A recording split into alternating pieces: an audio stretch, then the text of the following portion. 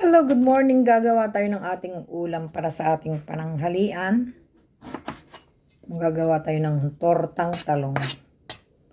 Pero hiwain lang natin siya ng manipis, hindi natin ihawin.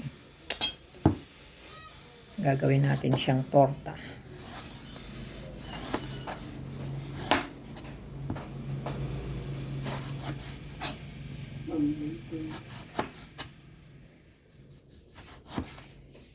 Bunga ng aking tanim na talong yan, guys. Oh, marami na akong nakuha dyan. Diba? Maganda pag may tinanim. Pasensya na sa itsura ni Madam. Ganyan talaga sa umaga. Sunod-sunod ang trabaho natin. Iba na talagang super mom. O yeah, Charis.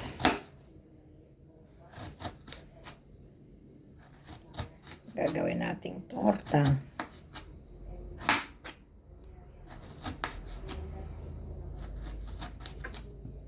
Mamaya yung kinuha nating kamyas, hati-hatiin natin at ating papatuyuin para tumagal. Pag tuyo, tumatagal, di ba? Pag ginawa mong buro, lalagyan mo ng asin, tumatagal din naman. Kaya lang, nagkakaroon ng mold sa ibabaw. Pero okay naman yung sa ilalim. Yung ibabaw lang, nagkakamolds lang. Pero di ba, parang hindi naman maganda. Ay nako, sobrang init ng panahon, guys. Sobrang init ng panahon. Sobrang init ang nangyayari sa ating bansang Pilipinas.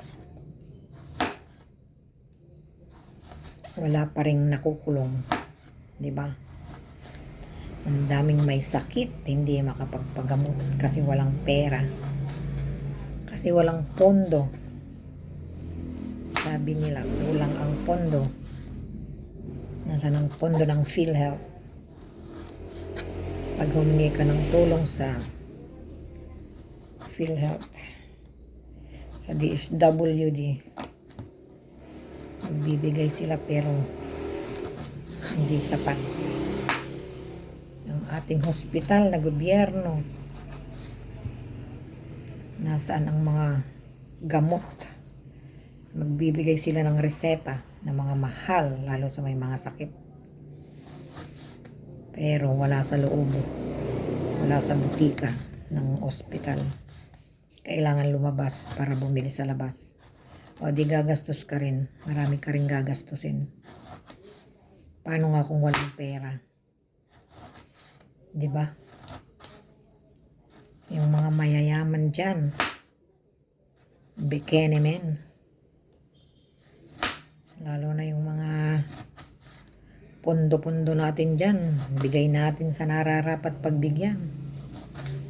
Hindi dapat mapunta sa isa lang. Maawa naman kayo. Bansang Pilipinas, walang libreng gamot. May libreng gamot, paracetamol. Paracetamol. Di ba? Pero sa mga malalalang sakit, wala. Magtipon ka. Bumili ka. Diba? Bakit ganun? Kaya ako, dasal ko lang lagi kay Lord. Hindi ako naghahangad ng maraming pera. Basta walang sakit po. And guys, yung aking pagtuturtan talong, pag-i-slice ng talong, napunta sa hinaing. Pasensya na kayo. Talaga lang sa daming nakikita ko sa Facebook, mga ipinupos na may sakit, walang pampagamot. Grabe, sakit sa dibdib. Tumutulong mga vlogger. Salamat sa mga vlogger. Sana magkapera din ako ng pantulong. Sa ngayon, ang itutulong ko lang sa mga may sakit, dasal. Naway pagalingin sila ni Lord. At malagpasan lahat ng mga pagsubok sa buhay. Torta-torta lang. Hindi na bibilhin, sayang din. Sa mahal ng bilihin. Bye guys!